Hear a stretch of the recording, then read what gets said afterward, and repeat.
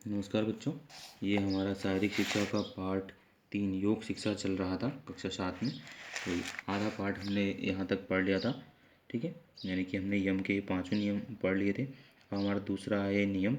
ये इसके भी 5 प्रकार होते हैं नियमों के भी: सोच, संतोष, तप, स्वाध्याय, ईश्वर, प्राणिधान। तो इनके बारे में जानते हैं। सोच क्या होता है?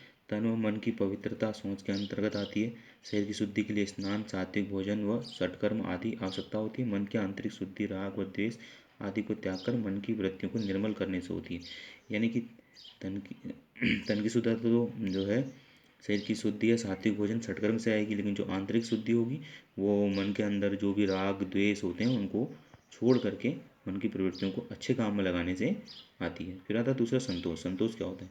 ईश्वर ने जो हमें दिया है उससे संतुष्ट होना तथा अपने कर्तव्य का उचित रूप से पालन करना ही क्या कहलाता है? संतोष। फिर आता है हमारा तप। प्रत्येक स्थिति में सही प्रकार के कष्टों को सहन करते हुए अपने काम में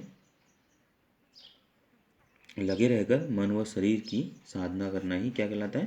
तप कहलाता है। फिर अगला है स्वाध्याय। स्वाध्याय मतलब विचार शुद्धि व ज्ञान प्राप्ति के लिए धर्मशास्त्रों का अध्ययन और लगातार उनका अभ्यास और उसके द्वारा विचारों का आदान प्रदान ही क्या कहलाता है? स्वाध्याय कहलाता है। फिर आता है ईश्वर प्राणिधान।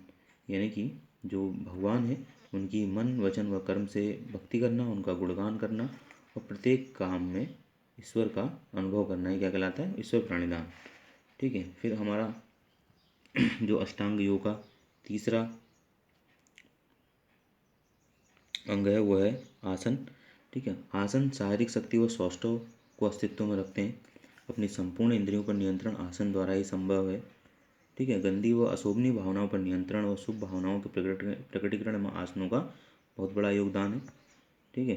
योगासन उसके साथ साथ शरीर को पुष्ट करते हैं, आलस्य सुस्ती को हटाते हैं और मन में स्थिरता लेके आते हैं, जिससे चेहरे पर अलौकिक तेज उत्पन्न होता है। ठीक है। फिर आता है चौथा अंग है जो अष्टांग योग का प्राणायाम। तो महर्षि पतंजलि ने भी कहा है कि श्वास प्रवास्यो गति विच्छेद प्राणायाम, अर्थात प्राणी की स्वाभाविक गति श्वास प्रश्वास को रोकना ही क्या कहलाता है?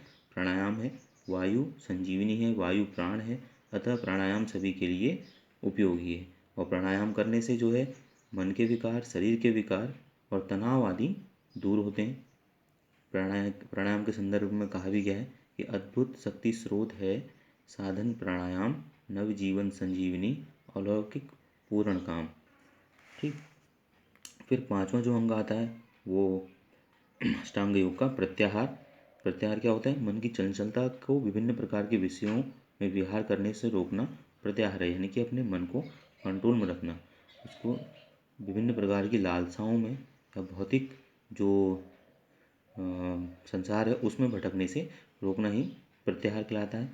और मानव को हर समय सात्विक रहना और उसका निरीक्षण करना साधना की दिव्य औषधि है। और साधना के सतत अभ्यास से ही प्रत्याहार का लाभ मिलता है। ठीक है। फिर इसका छठा अंग आता है अष्टांग योग का धारणा। धारणा क्या है? चित्त में किसी एक विषय को धारण करके उसी पर ध्यान को केंद्रित करना और स्वयं की वृत्ति को सात्विक बनाए रखना धारणा है। यानी कि परमेश्वर का ही हम अगर हम ध्यान कर लें और उसी पे ही ध्यान केंद्रित करें और स्वयं की जो वृत्ति हैं उनको क्या करना? सात्विक बनाना, यानी अच्छे बनाए रखना ही क्या कहलाता है? धारणा कहलाता है। चित्त की मूढ़ता को धारणा द्वारा वश में किया जाता है।